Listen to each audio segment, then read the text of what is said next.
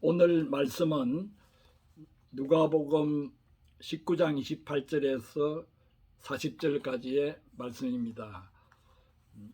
주께서 쓰시겠다 하라. 주께서 쓰시겠다 하라. 요절 말씀을 제가 읽어보겠습니다. 19장 31절 만일 누가 너희에게 어찌하여 푸느냐 묻거든 이렇게 말하되 주가 쓰시겠다 하라 하시매. 만일 누가 너희에게 어찌하여 푸느냐 묻거든 이렇게 말하되 주가 쓰시겠다 하라 하시매.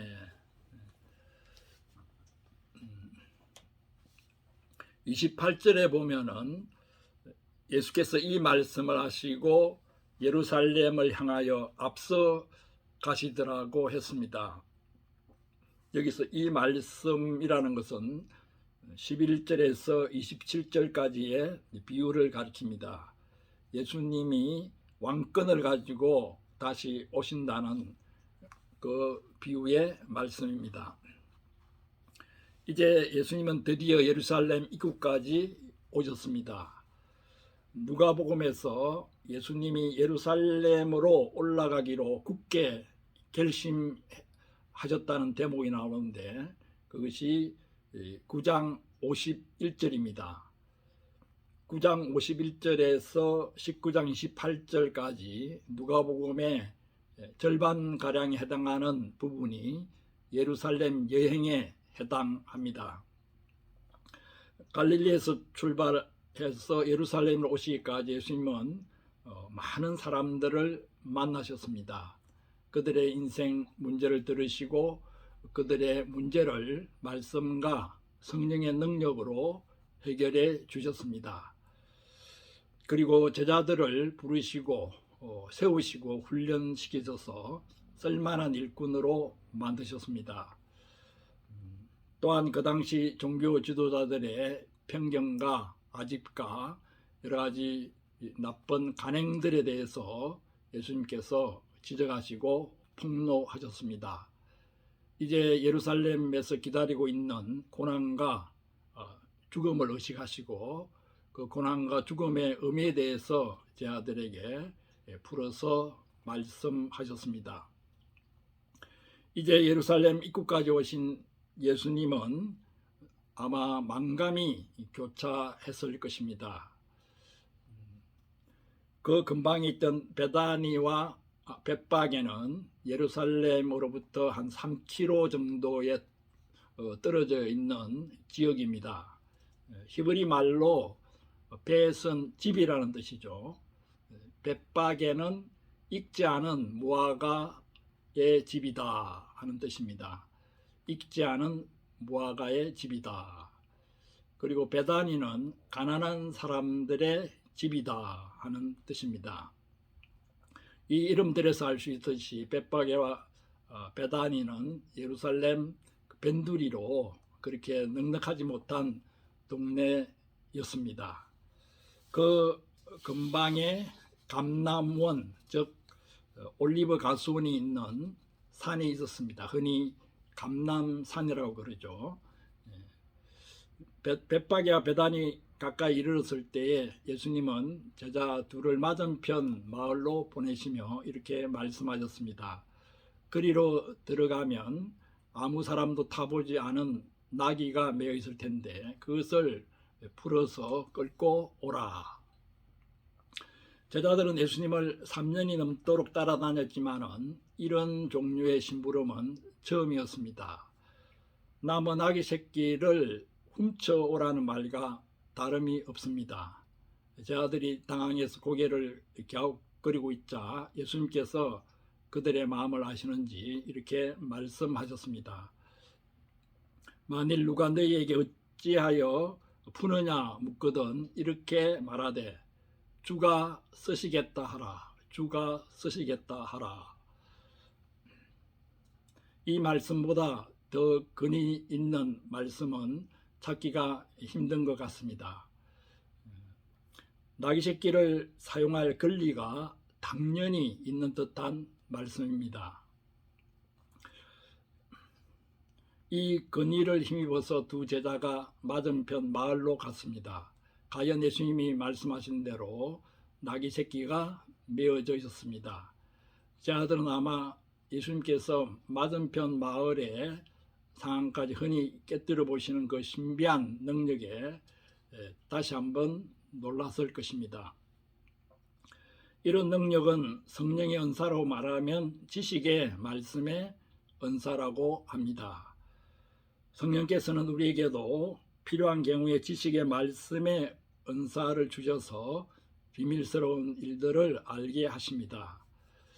특히 마음속에 자신의 문제를 꽁꽁 감추고 있는 사람들을 도우려고 할 때 지식의 말씀의 은사로 상대방을 주님의 빛 가운데로 나오게 해서 지혜롭게 도울 수 있습니다.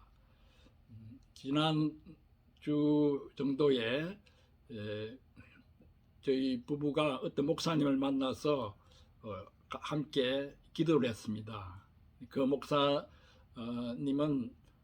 지식의 말씀의 은사가 있으신 분으로 우리가 두 딸들에 대해서 한마디도 말을 하지 않았는데 목사님이 기도하시는 중에 우리 두 딸의 성격이 너무도 상반된다, 너무도 다르다고 말씀하시면서 그 다른 성격이 합력하여 선을 이룰 것이라고 기도해 주셨습니다.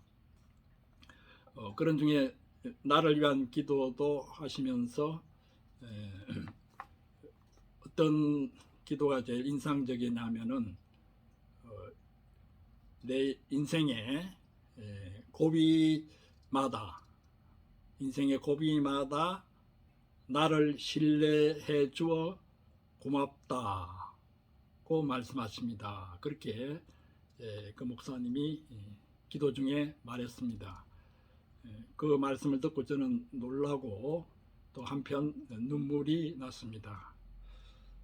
인생의 여러 고비마다 하나님을 신뢰해 주어서 하나님께서 나를 향해서 고맙다고 말씀하신다는 그 말이 한편으로 송구스럽고 감사하고 감격스러웠습니다.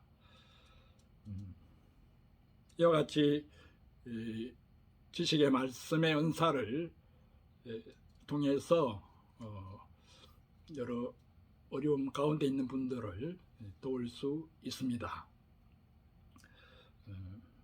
제자들이 나귀 새끼를 풀어오려고 하자 예수님이 예상했던 대로 임자가 나타나 제자들에게 따져 물었습니다. 어찌하여 나귀 새끼를 푸느냐?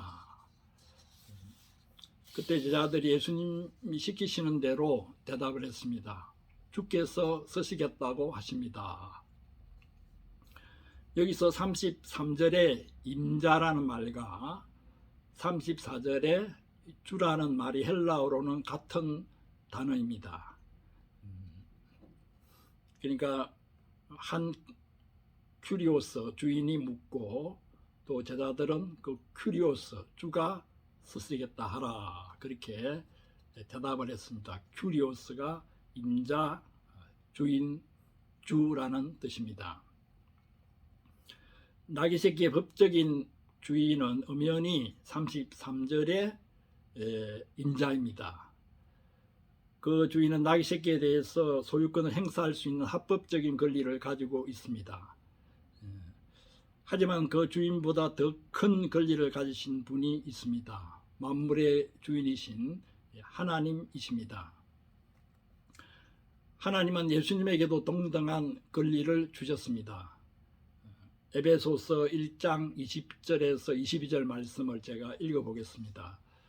그의 능력이 그리스도 안에서 역사하사 죽은 자들 가운데서 다시 살리시고 하늘에서 자기의 오른편에 앉히사 모든 통치와 근세와 능력과 주권과 이 세상뿐 아니라 오는 세상에 일컫는 모든 이름 위에 뛰어나게 하시고 또 만물을 그의 발 아래에 복종하게 하시고 그를 만물 위에 교회의 머리로 삼으셨느니라.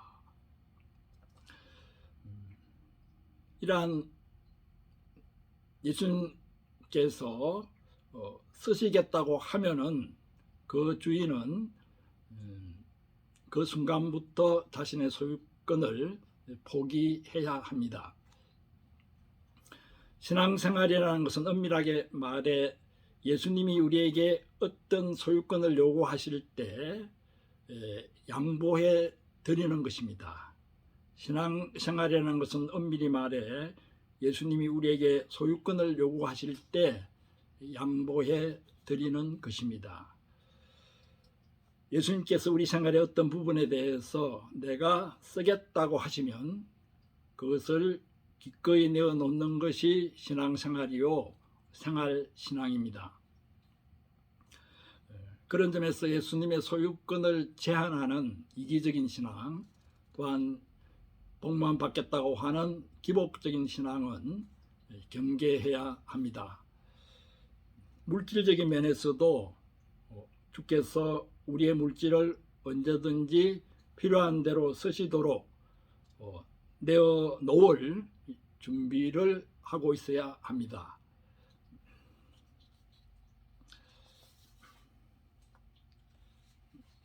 신앙생활과 물질에 대해서 유명한 책을 쓰신 마이클 웹 목사는 주는 생활의 기쁨에 대해 이렇게 말하고 있습니다.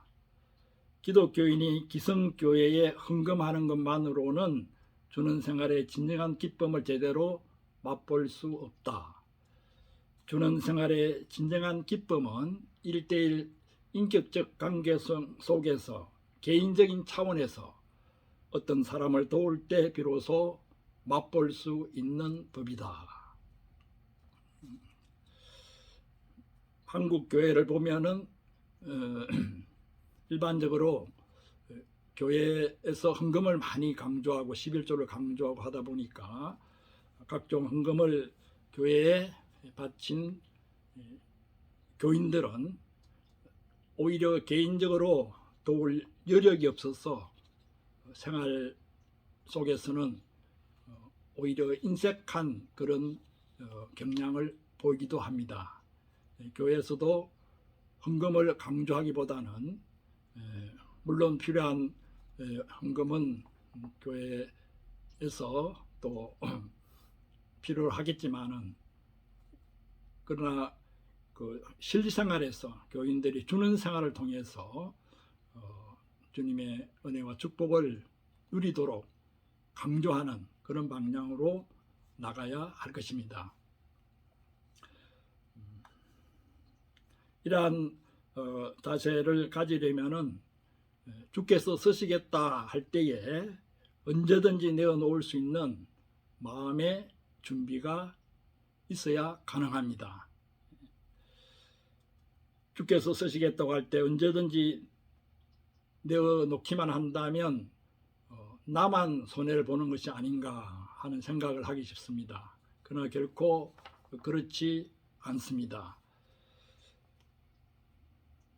예수님께서 누가복음 6장 38절에서 이렇게 약속하셨습니다.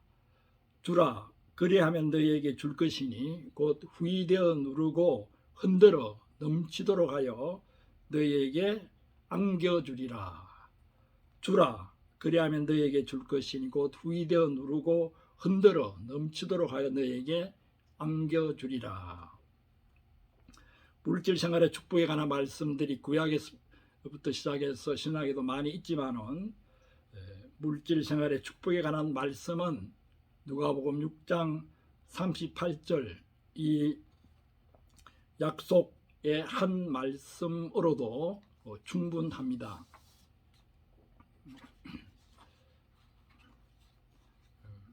주께서 쓰시겠다 하라.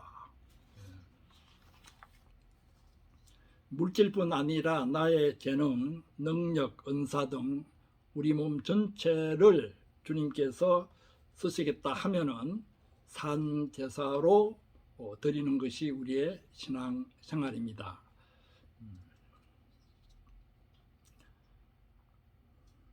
또한 우리를 쓰실 때 인간관계를 통해서 쓰십니다. 그런데 우리가 여러 인간관계 속에서 우리의 편견과 선입견으로 스스로 한계를 지우고 어떤 사람들은 인간관계에서 배제하고 그러는 한계를 설정하는 경향이 있습니다.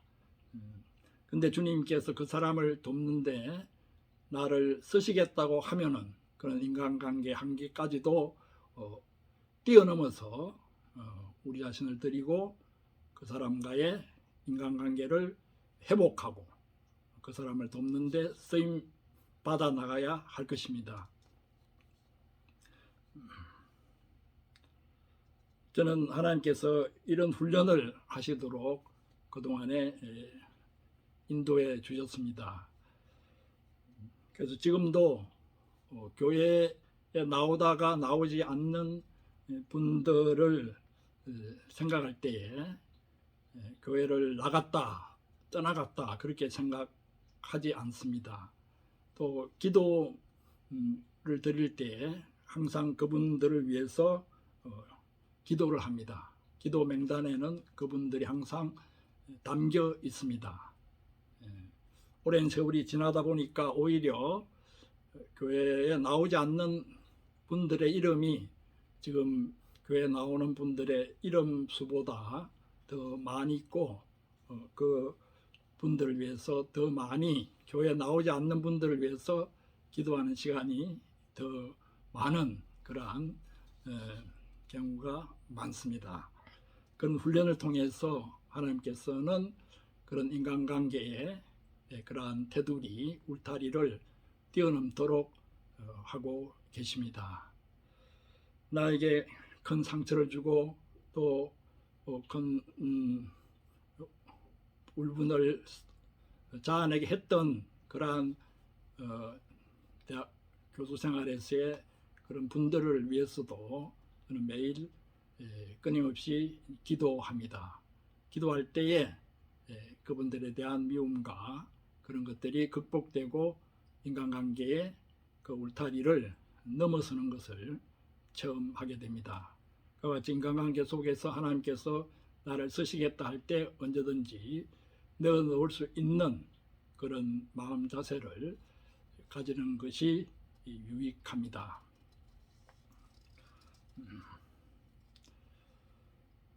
주께서 쓰시겠다 하라.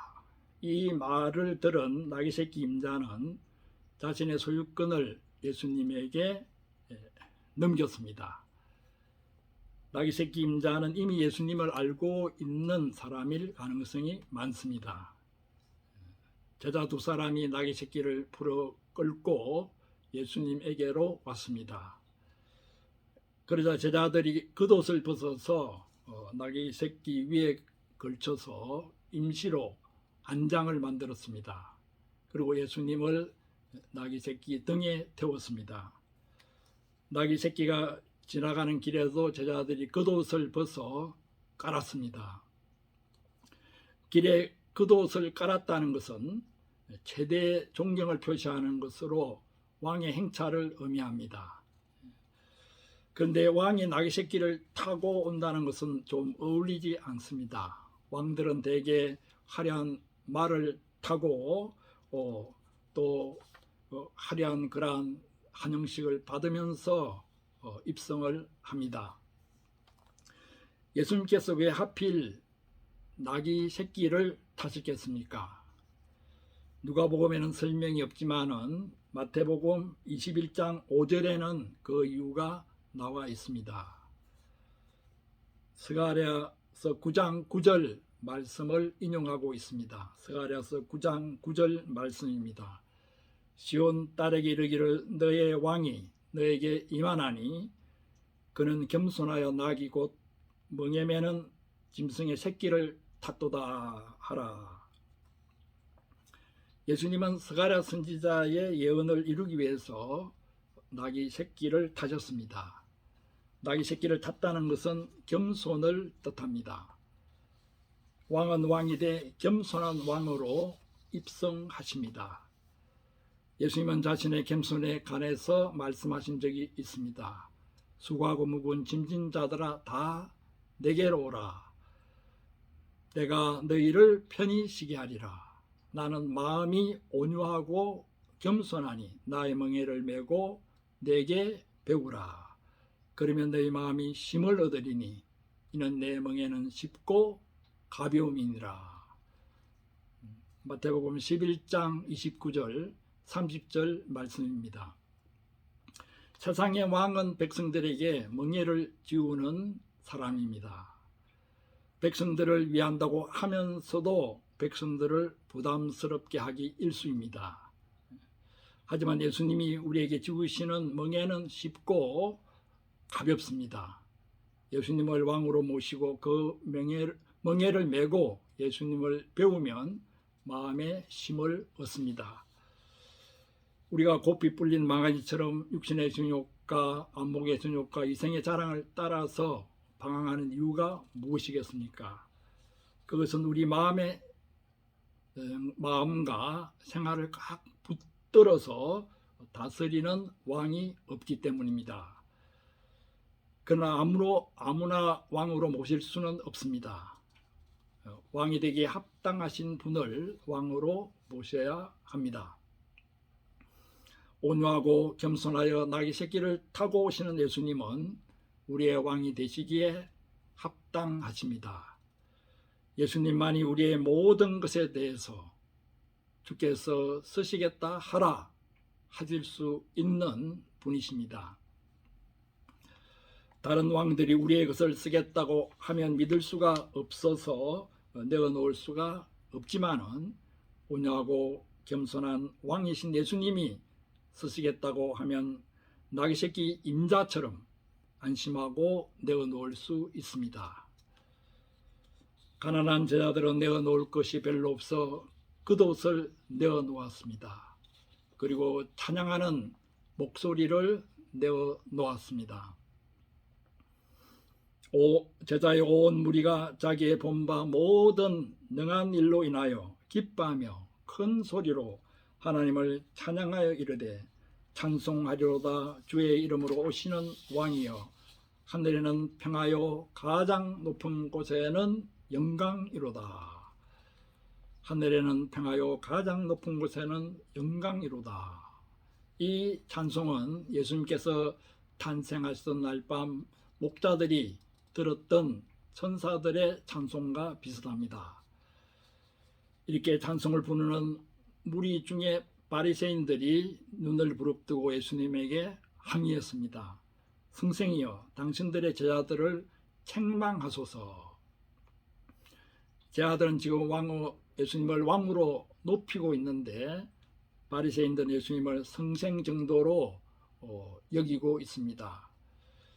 6월절 제사 준비를 하고 있는 거룩한 예루살렘 성에서 성생에 불과한 예수를 높이는 소란을 피우는 무리들을 꾸짖어 달라고 요구하고 있습니다.